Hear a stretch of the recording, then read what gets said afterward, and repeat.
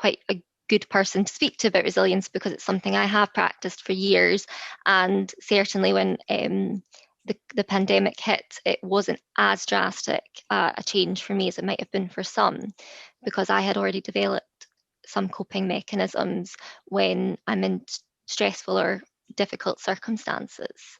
Coming back to your question about what resilience means for me, I think the best way that I can describe it is that it's either finding yourself or sometimes putting yourself in difficult situations, situations that are out with your comfort zone, and recognizing that you could just turn away from it and run away, essentially, but consciously deciding that you are going to push yourself through the difficult situation and come out the end of it. That's resilience from my point of view.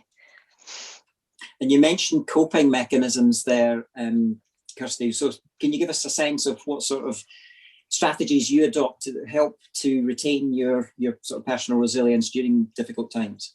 Yeah, a few of them are, I suppose you could probably describe some of them as quite general coping mechanisms that a lot of people already possess. But for me, it's things that I've actually worked really hard to maintain over the last few years. And things such as maintaining exercise on a daily basis really helps clear my head.